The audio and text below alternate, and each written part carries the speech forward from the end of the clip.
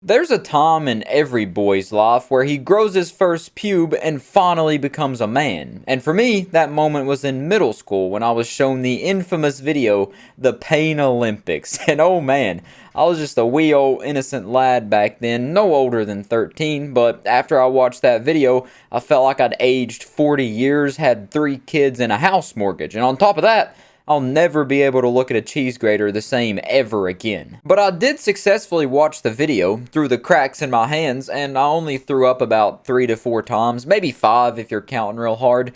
And when I got home, I checked in my pants like I was checking to see if the tooth fairy came last night, and sure enough, there it was, my first ever pube. I was finally a man, but at the cost of having the Pain Olympics permanently imprinted in my mind. Each penis mutilation seared into my brain compartments. I could probably draw each one down to the last nut hair if I had to.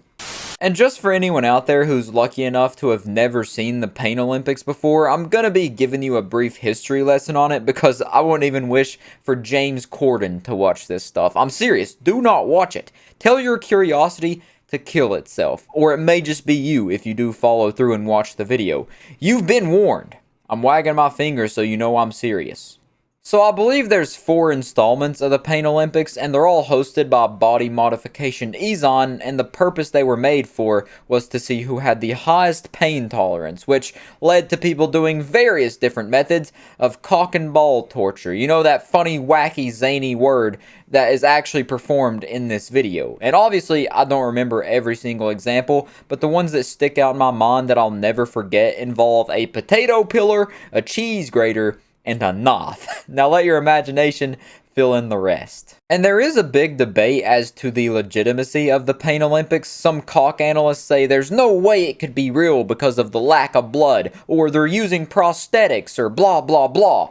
But I say I don't really care because I'm never going to examine it close enough to find out. And I'm especially never going to watch it again because that video made me scared I was going to lose my penis in some wacky accident for far too long. But man, what was up with the internet during that time period? Everybody was infatuated with gore. You had stuff like 3 dudes, 1 hammer, 1 guy, 1 jar, and more beheadings than there were heads in the world. Instead of rickrolling people, they were tricking people into watching heinous war crimes, and dudes shove jars up their own anuses. You'd be hanging out with your friend, and he'd go, "Hey dude, watch this," and he'd turn a screen towards you, and it'd be the most disturbing scene unfolding in front of your eyes. And of course, you'd look over at that friend, and they would be in absolute hysterics at the disgust on your face, and most oftentimes that friend would turn out to be a serial killer, so it all made sense in the end anyways. But that truly is the weirdest period of the internet in my eyes. It doesn't get much crazier than that. Maybe the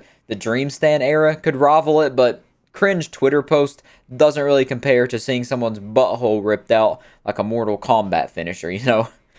Some say the internet was a blessing and it connected the whole world together, and while that may be true, I say the internet's a mistake and it's just a breeding ground for stuff straight out of your nightmares. So I'm going to say this one more time.